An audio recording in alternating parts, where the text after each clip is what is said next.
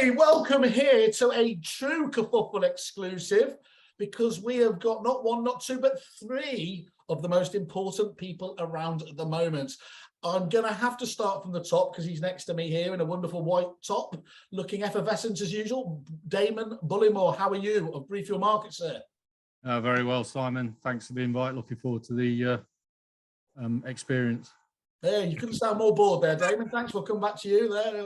Work on your energy levels, if you don't mind, by the time we come back to it. I'll try. I know I don't have to worry about that with Rich, because I can see him smiling away there. How are you, Rich Comalak? Are you well? I'm very well. Very excited to be here. You really are excited. That's exactly it. You've got the headphones on. I love the bins. They're very, very trendy. And then Mr. Cook himself, how are you? Very good, Simon. And I'm somewhere between the two of them.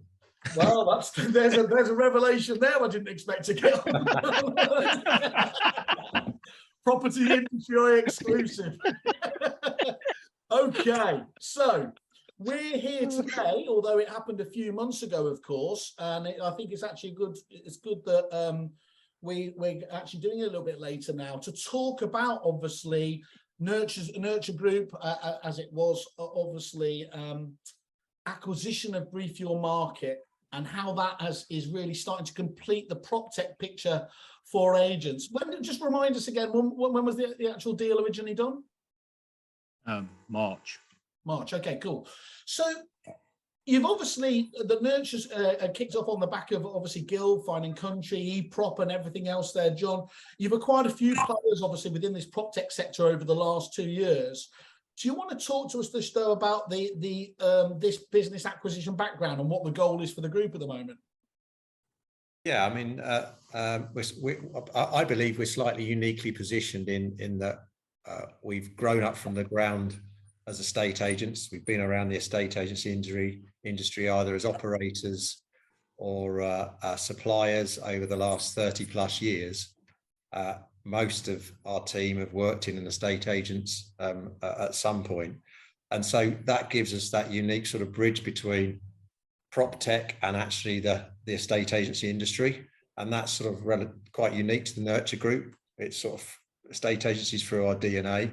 However, we see the opportunities that technology brings to digitalize processes, take cost out, and create lead generation. And I suppose the crux of it is that we see people having, as a business owners, it's tough out there, certainly probably going to get a bit tougher.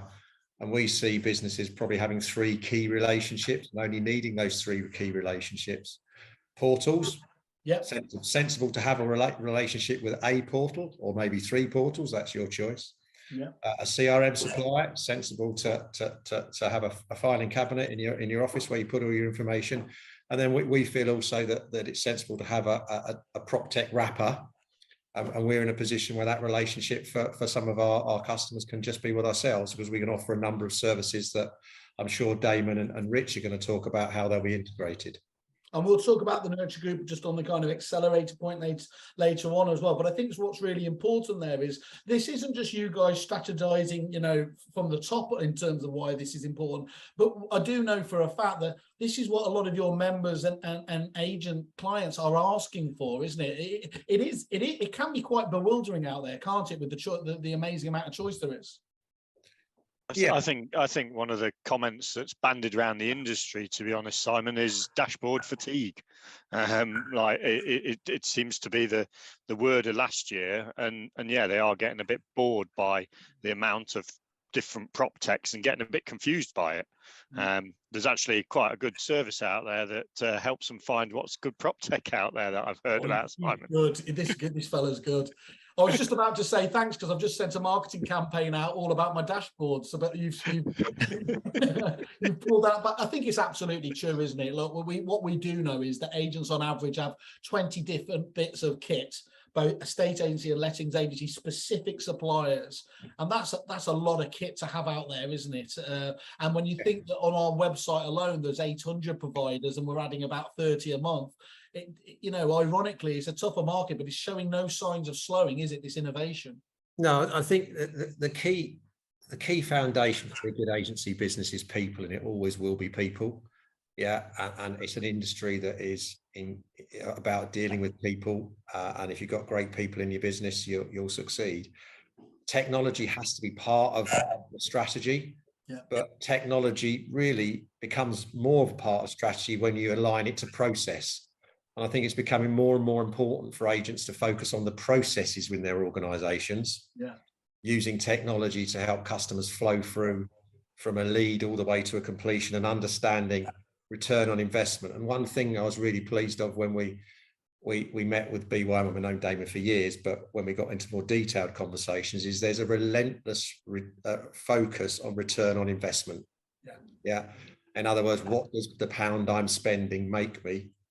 And that I think is ingrained in our DNA now. We've learned a lot from the BYM acquisition.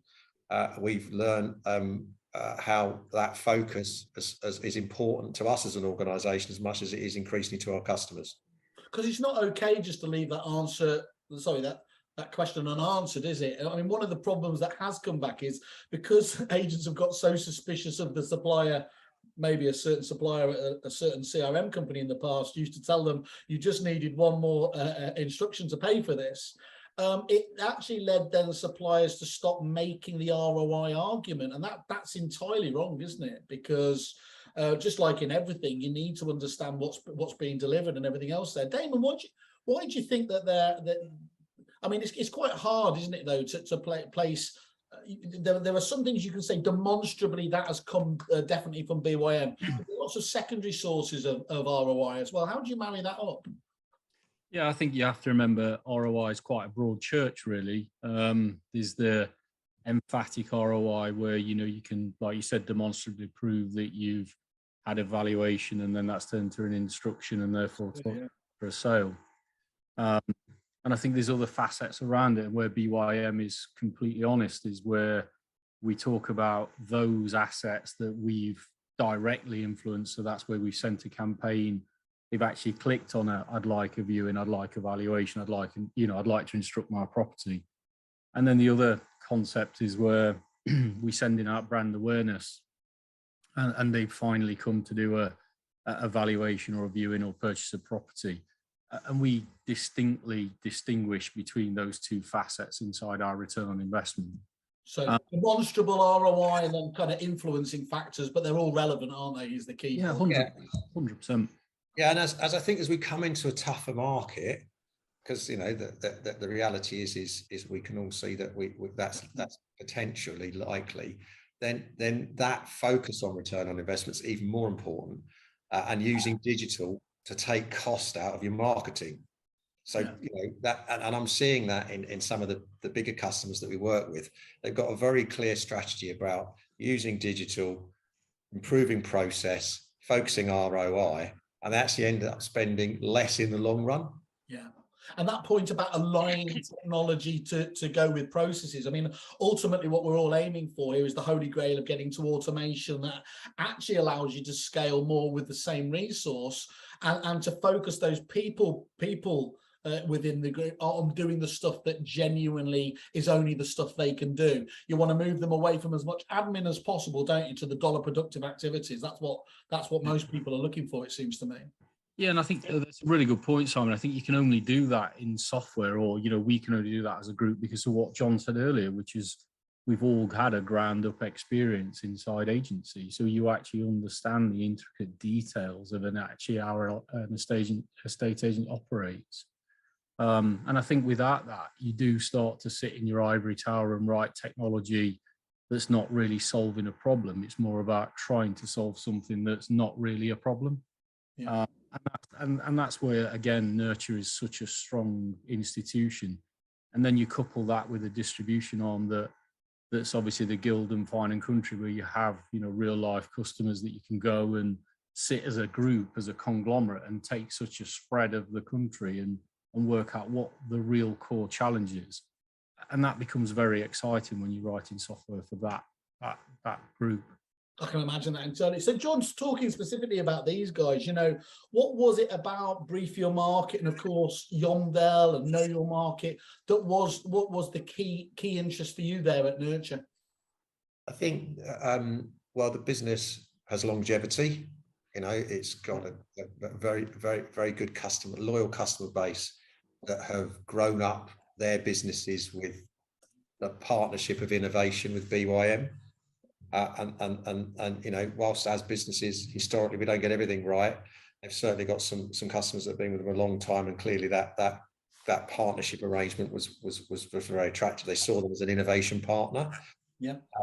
And I think the ability to the BYM's understanding of how to coach their customer base on how to use their data, because at the end of the day, it's the agent's data, it's not our data. Yeah, it was very interesting. And the opportunity then across, say, the Guild and Fine and Country to use the agent's data alongside them, create more leads on a national network was quite interesting.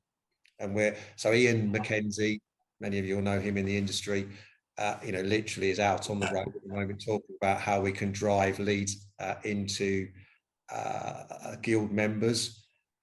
Probably I've been around the Guild for a number of years, and I think finally we've cracked the referral network. We've been talking about it for a long time, but that's probably for another day. So that relationship has been part of the excitement of coming together with BYM. So and you know, just very talented people. I've worked now with Damon and Rich. I've obviously had worked with Rich before in the past, but I've worked with Damon more closely over the last 6 months or so, and it's, you know, you can see there's a depth of talent in the organisation, and as I said earlier, it's all about people. Absolutely. Well, I don't agree with the Damon comments, but we'll move on quickly from there.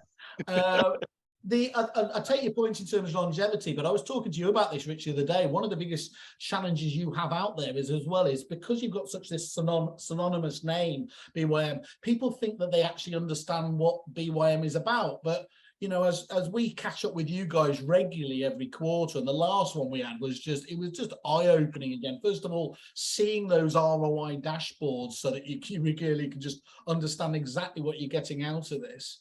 But also layering in things like Know Your Market and Yondell there. You actually need to say to people, whatever you think you know about Brief Your Market, you need to have another look now, don't you? Absolutely. Yeah. I mean, if I wind the clock back to when I joined BriefYourMarket, something like 7 years ago now, people used to band around that, oh, you're that newsletter thing, and that's what they perceived us as, was just a communication tool for brand awareness.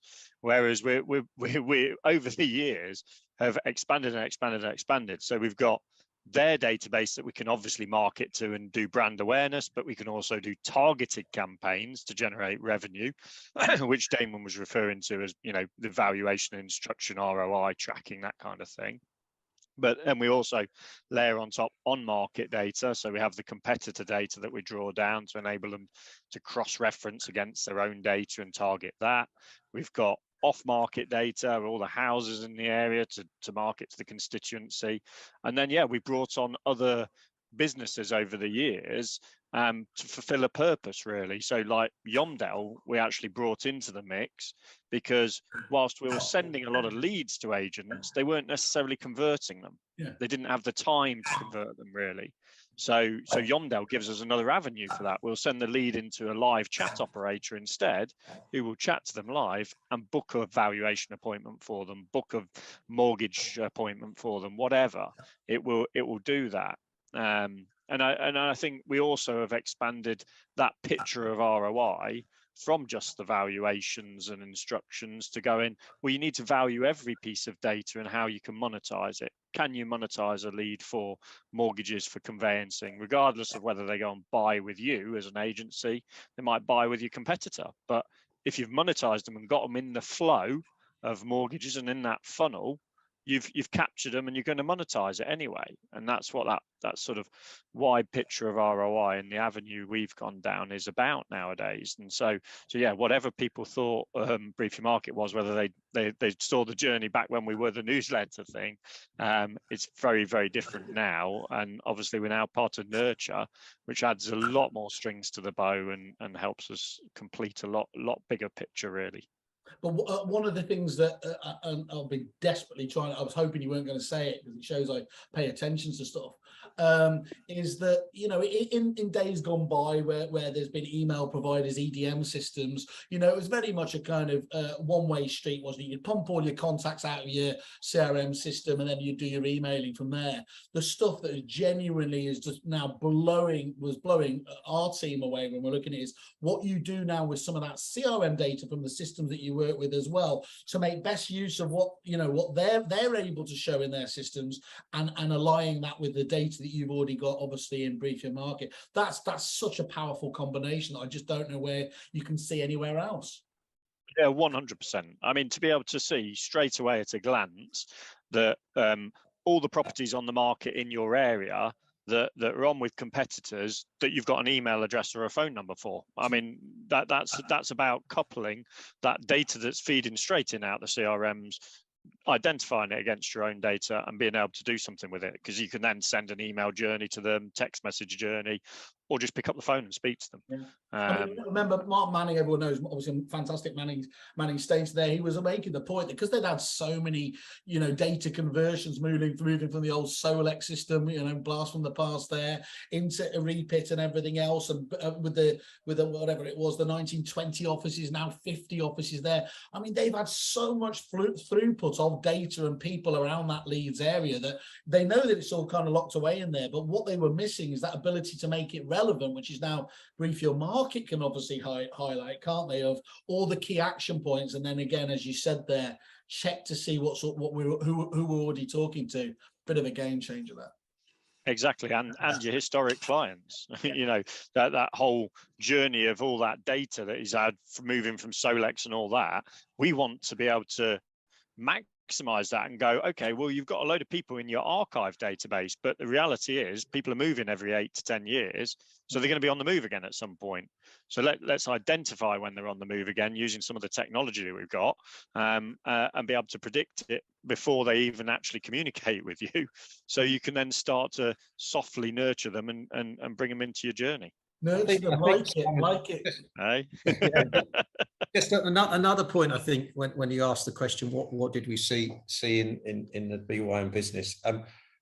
There's a lot of prop tech out there that actually gets sold to or packaged up to the customer base, i.e. the end user, the estate agent, which actually increases their day job rather than decreases their day job. It gives them more to do. They've got to learn about something they don't necessarily want to learn about or have the time to do so.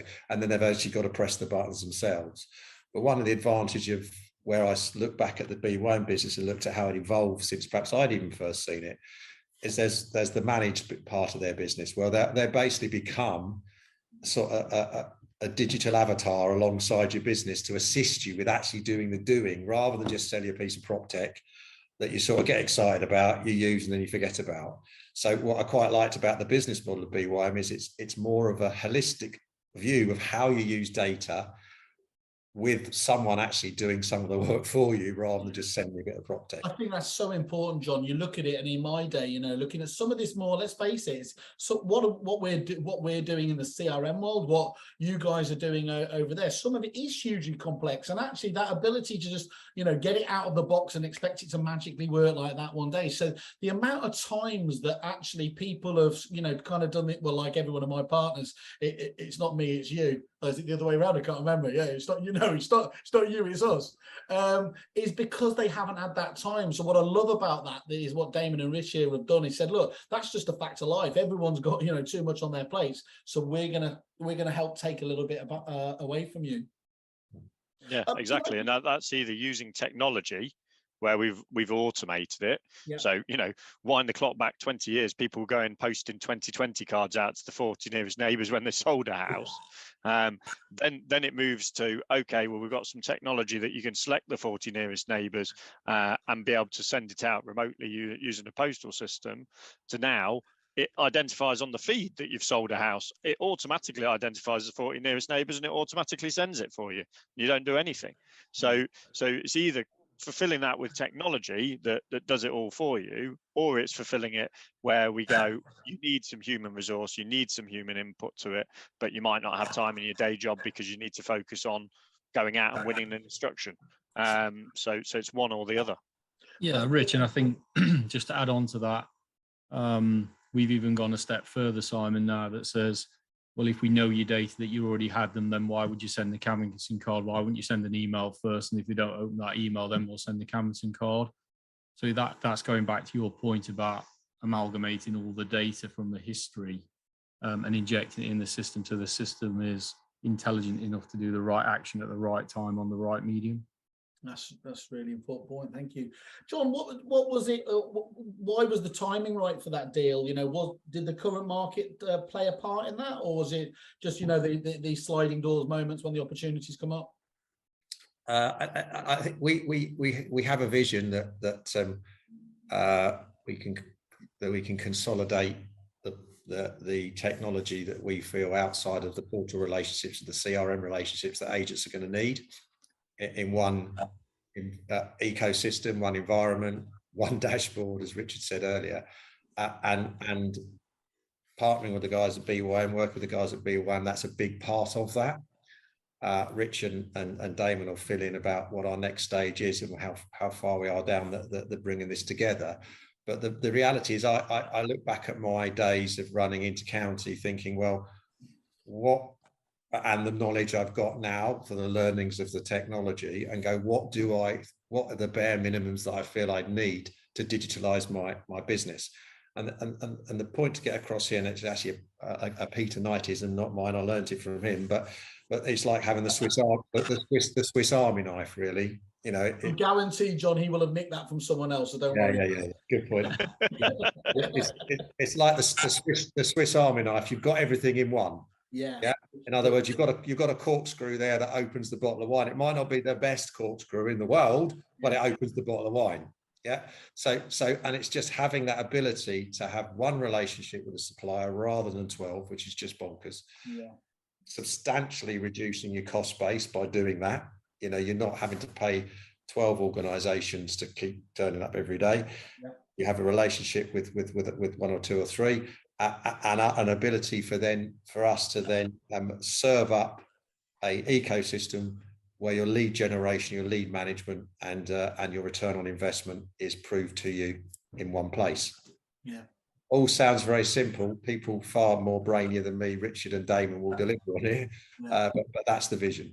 And that's key. Two things you said there. So if on average you have those 20 different suppliers, there's no way an average agent, you know, busy as they are anyway, can dedicate the right amount of time to each of those 20 suppliers to get the most out of them. They keep telling us they want less relationship, but they can spend more time with to really maximize. Yeah, and I think, you know, cost efficiency is important. It's often not talked about in agency, but you know, there will no doubt be more focus on costs going forward, and I think a sensible view is to look at your cost line, and if you can work with one partner and reduce your cost in the long run, then why wouldn't you consider that, as long as you're getting the service you require?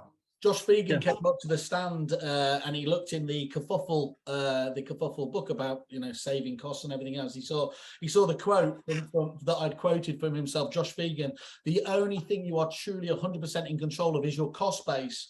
And he said, "I never said that." But regardless of the fact that I made that up, it's still absolutely done. He did say it, by the way, he just forgot. It's absolutely true, isn't it, John? We're going into another more challenging market. We know how stodgy pipelines are, so you think over here you're patting yourself on the back, you've done the business, and yet the cash flow ain't happening. You know, we are seeing across the board now. It's not sat here as some sort of pink, sort of Grim Reaper or anything else, but we're seeing people are shipping, suppliers. And when we go back to them and ask, why are you doing that? It's because they're saying, look, things are just tightening up out there. And yes, in the last 2 years, where it's been all, you know, one of the best markets we've had, we're now paying much more attention to that. And that's where everyone's going to be on top of their game, being able to show exactly what they can do. And that's why the second point I was going to say, John, is, of course, that point you made there is that these guys are continually now sat down, whether it's Mike from Property Jungle or it's Ben from Starbury or, you know, the Lead Pro guys, Let's Pay. They're all looking at how can this fit together and how can we, you know, save all those duplicated sign-ons, the rekeying of data, and that's again another big plus, isn't it, Damon? I mean, I don't imagine how many whiteboards you guys have to have up to make this happen. Yeah, I mean, I think that was the point I was going to make, which was you talk about the challenges just having 20 relationships, but the challenge for us is where the drop points are between the softwares as well.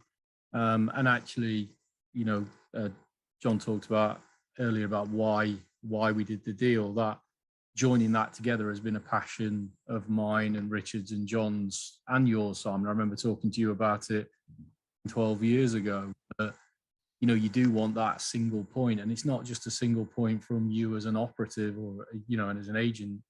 It's actually the single point for your customer as well, so you can maximize the journey. So, you know, that's really prevalent. And I think the other thing about how many whiteboards and stuff like that, yeah, we've absolutely agonized over it. And we're going to talk a bit later on about the ecosystem, and we hope we've got that right. And it'll be coming out soon, hopefully. Well, 12 years, that's about the standard time for me doing something. So I'm glad that we've managed to wrap that up. So well, you wasn't involved in it, so that's about the standard as well. So.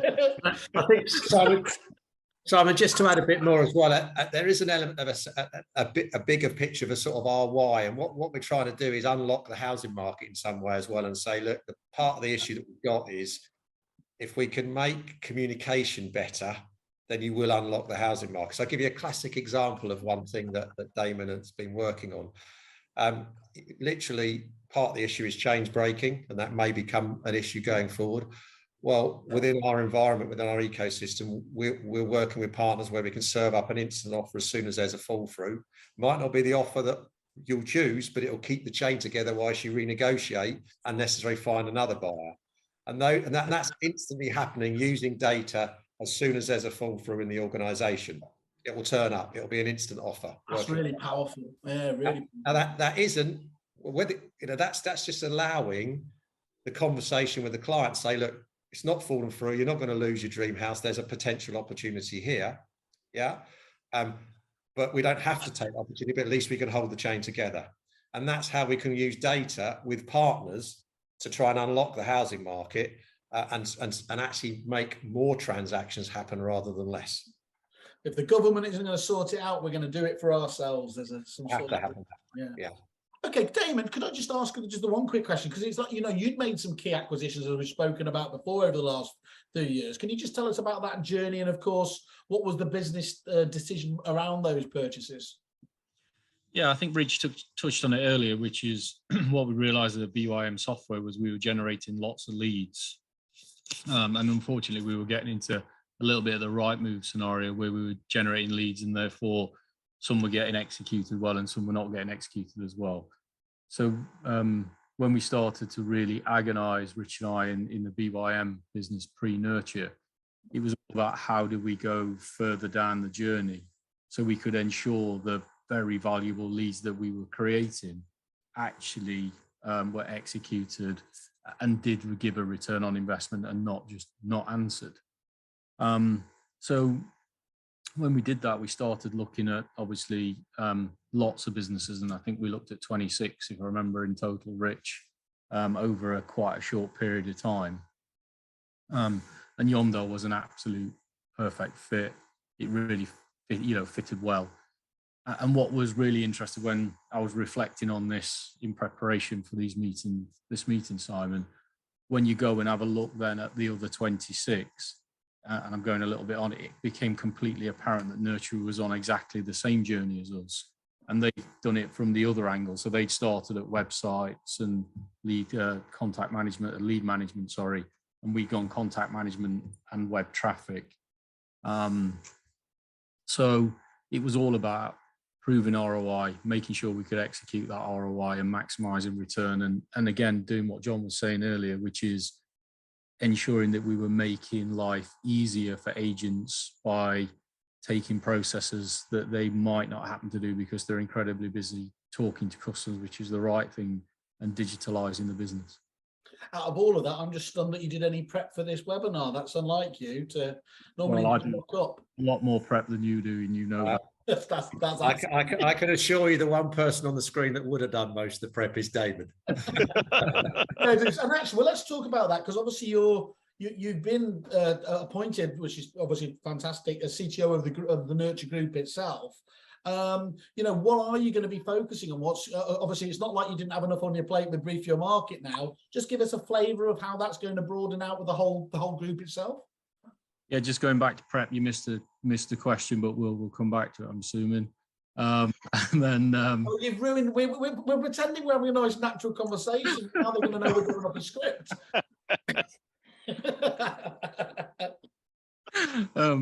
Yeah. So yeah, I'll edit it back in. Don't worry. Thanks. Yeah, appointed as CTO of the Nurture Group.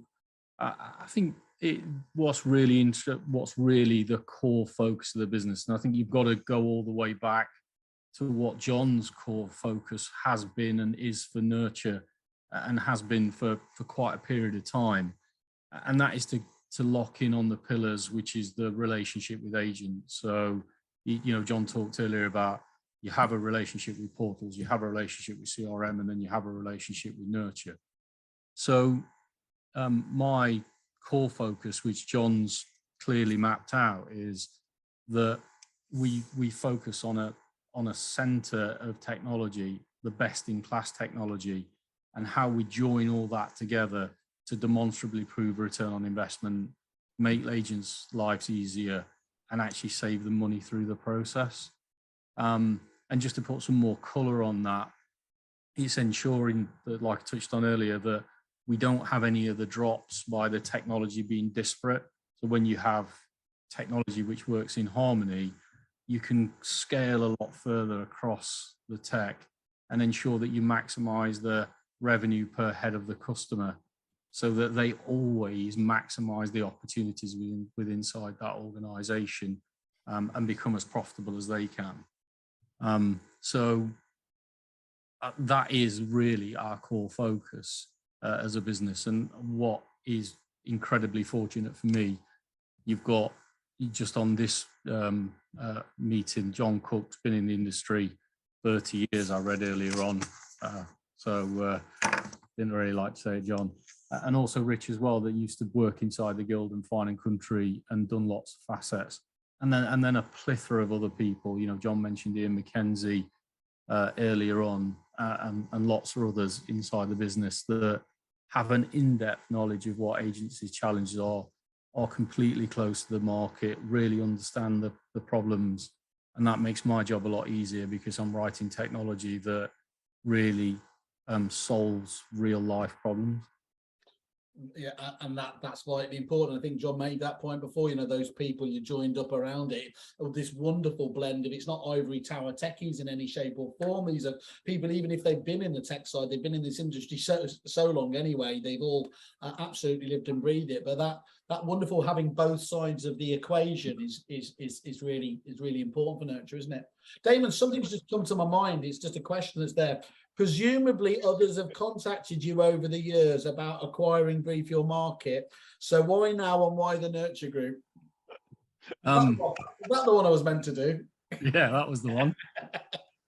Well, obviously, you have been around this for so long. So what, I mean, other than what you've already said about, you know, in terms of Nurture, is, you know, again, what was the key point? Well, I think the first thing that probably need to clear up is that we've tried to put BYM and Guild and Fine and Country together, which was successfully the third time. That's been over a period of 10 years. We've all collectively on this group had the vision that BYM and Fine and Country and Guild working together is an incredibly powerful proposition. And that's because, you know, like we touched on earlier, that you've got the network, so you've got the real life requirements, and you can really dive into that. So I think the first one is, you know, it's been a kind of a 10-year dream. And then the second point to pick on is, like John said earlier, whenever you're doing a deal, it is predominantly about the people, whether you can work with them, whether you have a common view, and whether you believe that you can execute that view when you come into a new organization. And that fact that you have worked together so much over the years on various different things, but you know, that must make it so much easier that you know these are people you can work with, and you know how each other works. Yeah, 100%. And I think, you know, you've got to have a common view as well, because there's no point saying, well, we can work together, but actually John wants to achieve X with pre-BYM and BYM wants to achieve Y, because you just pull at the seam. So, you know, it became incredibly apparent to us that, and I touched on it earlier, that John had the same view that we did, which is we wanted to move all tech together and solve real life problems. And also credit to John. He's built a great business with Nurture. He's brought together the best in class, you know, like you touched on earlier, Ben Sellers, Mike, Sam at Lead Pro. And working in that environment, Simon, as you well know, with gifted people is just incredibly exciting.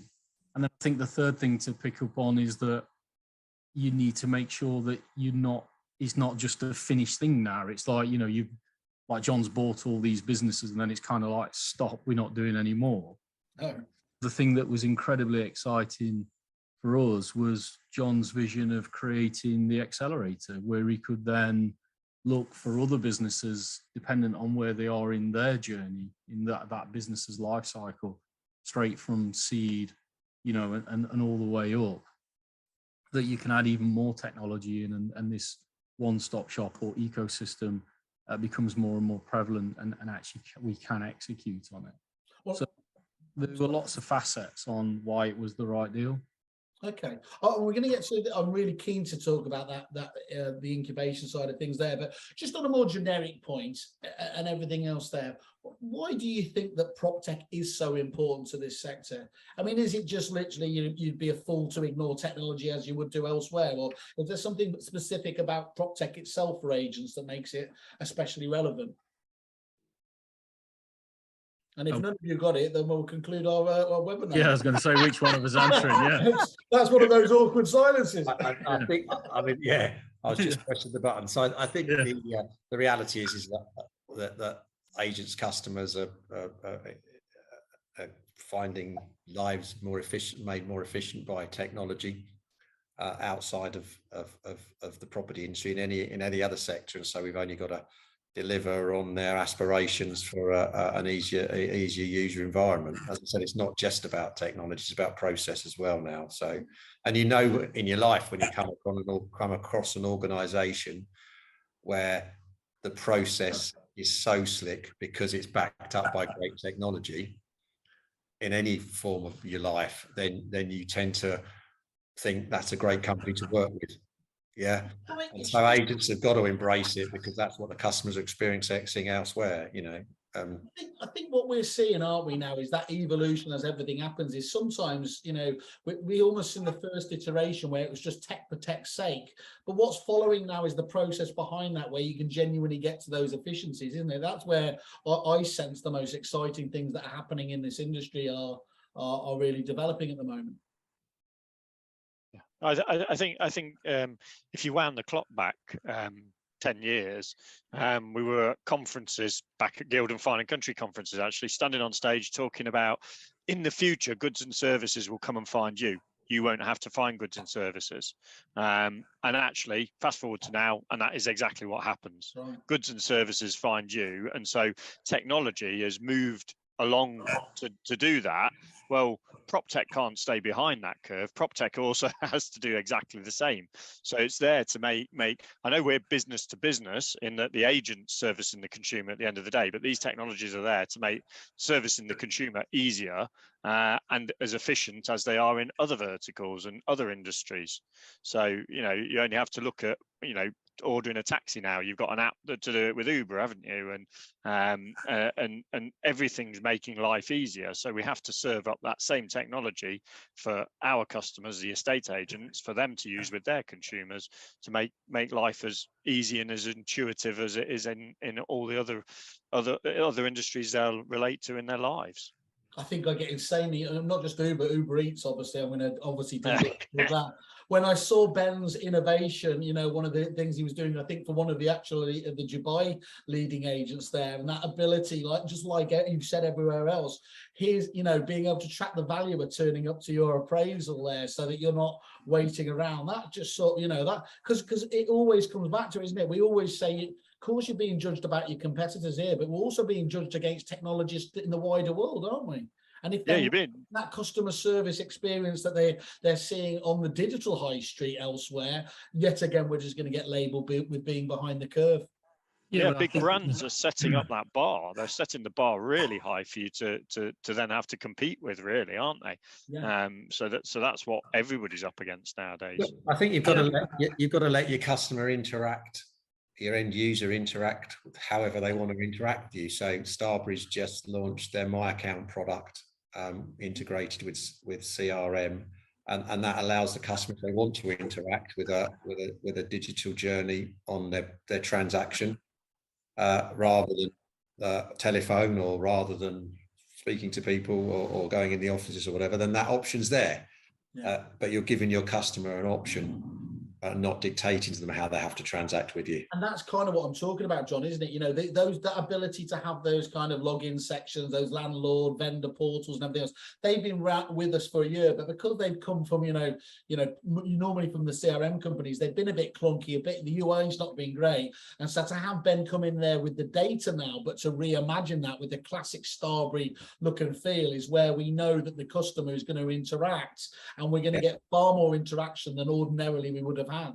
Yeah, I mean, if my advice to an agent would be is that your shop window is your website, and the functionality you have on your website needs to be controlled within your own environment, and you need that's key, because that's the value going forward. I mean, do you expect me to say that with web businesses? I was going to say with 2 web businesses in here. Yeah.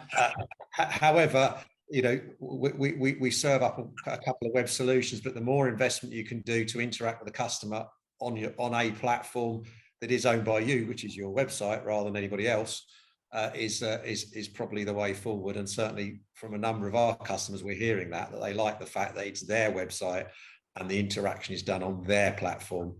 They're not beholden to other people. How do you stand out from the crowd if you look like everyone else? That's the problem with the portals. They've made it generic, haven't they? So your website is one of the few places you can be that purple cow to stand. Yeah, and then it's building out a website, building out a user experience that should the customer want to use the platform, and then putting the petrol in by at least having a digital strategy about how you attract people to your showroom, which is your website. And that's how some of our integrated platforms work, and the ecosystem will work to show, but with a relentless focus on return on investment. So talk to us, John, about this. Talk to us about the accelerator. So this is one of I mean, obviously you've got the Nurture Group, obviously, with these fantastic companies here, but you're also looking, one of the latest ones, for example, was Let's Pay, that's come into the mix as well. Talk to us about what accelerator means to you and what you're going to be doing with it in the future.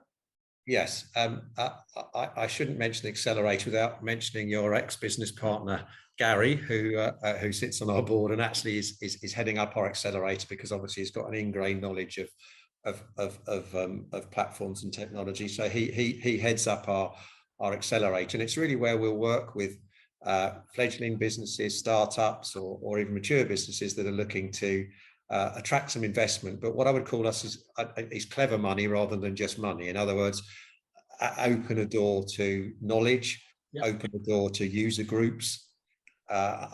It's great to see, as I say, Ian McKenzie's out on the road at the moment getting feedback from agents about what they need, and we can feed that back into businesses that we work with. And all we ask of businesses that we work with, that customers of ours that want to take advantage of those products, get a beneficial rate, so that our customers are benefiting from our investments in the accelerator product. So it's a bit of a win for everybody. It's a win for us because we can look at the asset value of those investments as hopefully they grow. It's a win for the accelerator business because they get exposure and input and expertise from likes of Damon, Gary, Richard, and who are far more better at this sort of stuff than I am. And then the third aspect of it is the ability to access a customer base, but the customer base benefiting because they would need to offer a more preferable rate to those people. And that's then just a perfect, it should be a virtuous cycle, isn't it? Everyone feeding off each other and everything. Yeah, you tend to find in any business environment where there's a win-win-win for everybody, it tends to work. Yeah. And I think the other thing is, John, that I think about my own journey. 10 years ago, the accelerator would have been there. It would have circumnavigated me. There was probably 3 years worth of development You didn't need an accelerator. You had Simon Whale. I made you. And by the way, we need to talk about your 15%. That's Yeah. coming to claim that at some stage. Yeah. It would have been a game changer for you, wasn't it? I mean, it would have been absolutely. You essentially were one of the first that had to knock on the doors of CRM companies, these other businesses, and everything else, and kind of make your own rules, weren't you? Find the way. Yeah, we were completely trailblazing, and just so I can give you your just deserved, Simon, you were the first one from a CRM business to actually see it and value it and really let us integrate into Repeat. So I was shamelessly going to steal all of the great. I wanted to hang on to your coattails, and I could see all the benefits there. It was that is one of the true things, isn't it? About you've got these wonderful companies coming together. It does become more than the sum of the parts at some stage, doesn't it? Yeah, and like I say, it just circumnavigates such an enormous amount of learning, and that's what, like I say, if I was in my own journey 12 years ago or 10 years ago, I would have definitely gone into the accelerator, because I think we'd have grown the business faster than we did, because we'd had a lot of people around the table that had been there and done that and said, oh, well, we've seen that before. You don't want to do that. You might want to try that. So it really is a good program. Excellent. And what do you see? What do you see more the future, John? You're just keeping your eye out for these.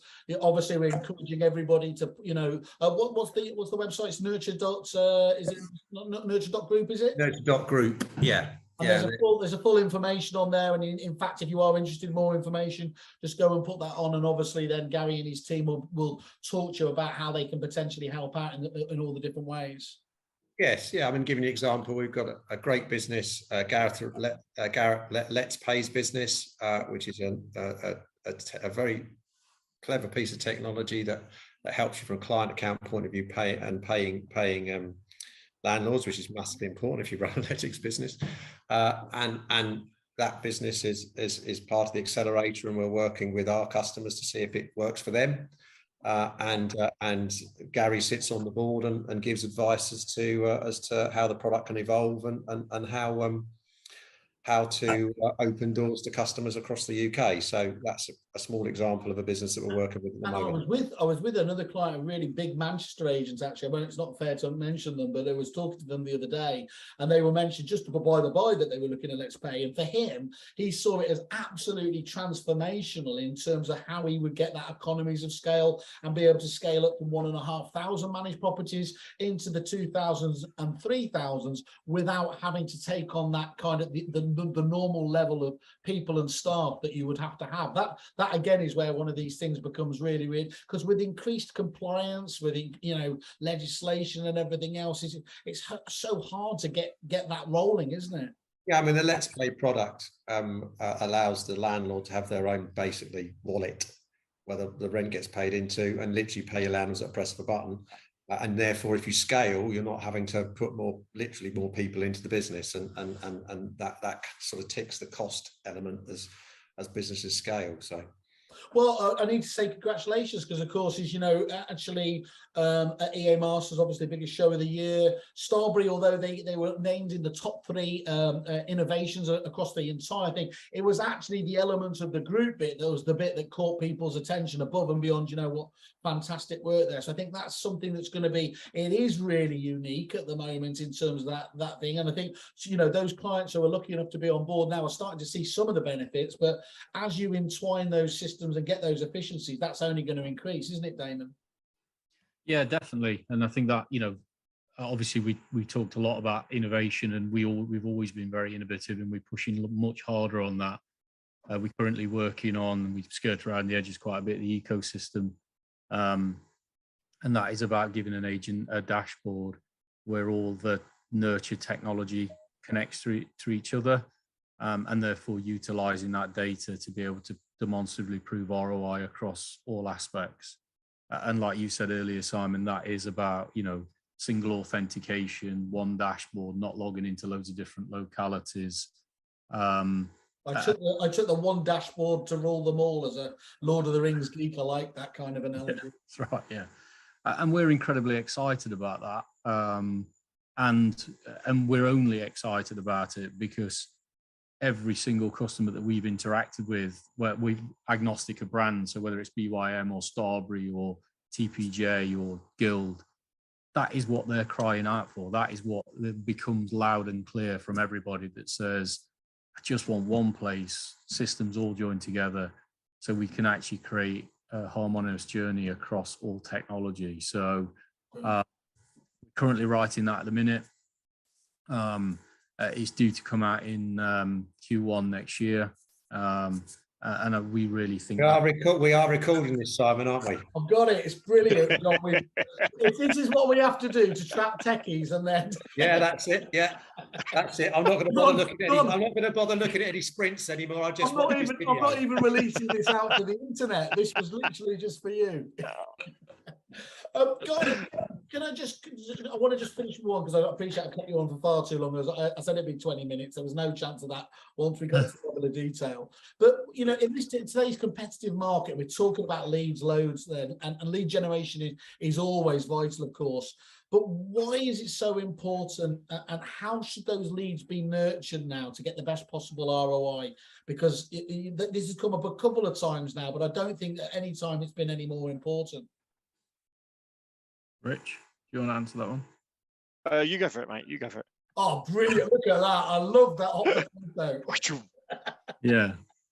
Yeah. So I think is what we talked about earlier, that capturing the lead at the very first part of the journey, and then making sure that that is executed, and also making sure that it doesn't drop out any stage. And also when you become busy, that it's consistent and persistent. So if you just think through about the technology that's within the Nurture group now, you've got, comes in from a portal, and it's actually consumed instantly, and therefore it can be answered instantly, and it can give a consistent message out to the customer, and therefore that's really a heart of where all leads begin. You then take that into a wider concept, and you say, if it doesn't just come from a portal, it comes from any website, or it comes from Yondell or a lead management. So that then becomes any form of lead management. And therefore that's where the lead pro system is really at the heart of the early part of the journey. And also what you can do with that is you can actually start to introduce other products and services. So even if you're not maximizing the highest penetration at that point, you're starting to educate the customers that this is the journey that they're going to have to go on to either buy or sell a property. And therefore you're becoming educational. And that really deals with the instantaneous heart, or, the real, like, I want to do it now. And then you start to back that up with BriefYourMarket, where we take those instant journeys, and we still carry on through education, but we also take in the people that have then decided that their journey is going to pause for a period of time. And we don't want to lose connectivity with those customers, because we want to keep our brand forthright and center. So BYM carries on nurturing the journeys. Then you've got to remember that actually there's another pot of customers that might not go and use your agency, and they might go and use a different agency. And that's where Richard were talking earlier about on-market data. So then we could draw that back into BYM, educate our customers that says, we know you had a shot, and we know who they are, or sorry, you know who they are, and actually they didn't choose to use your service at that time. Well, let's go and educate them again about why they should use your service and win products back.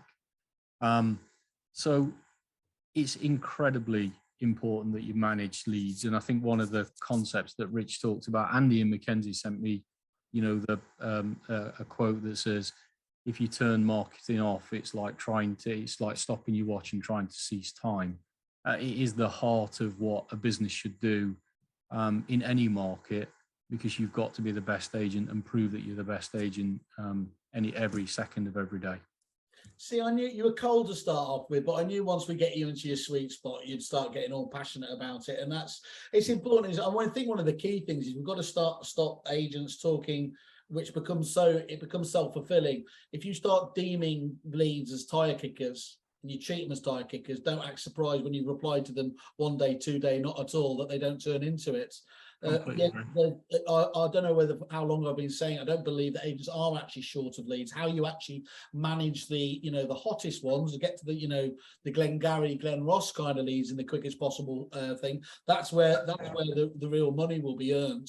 But also making sure that you don't miss out on nurturing the leads in general as well is amazing. Yeah, and I think it's not just nurturing the lead on a single solution, Simon. So, you will definitely want to sell them a house, but or, you want to sell their house, but you also want to sell them a mortgage and a conveyancing and insurance. And, and that really spiders. I'm always fascinated with the market and always have been, because it really is the backbone of the country. And, being able to influence that is incredibly powerful. Great.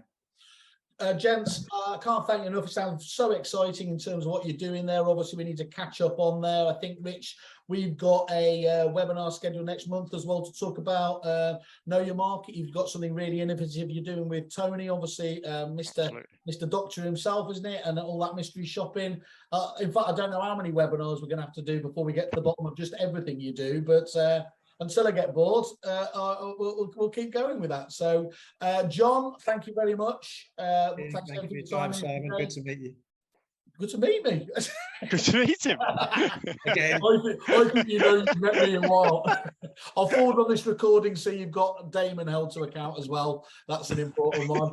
Rich, thank you very much. Brilliant. Jerry Maguire, look there, that's perfect. And Damon in your perfectly white top, looking beautiful as ever. Thank you. Cheers, guys. Thank you, Simon. Take care, mate. Cheers. Bye. Bye.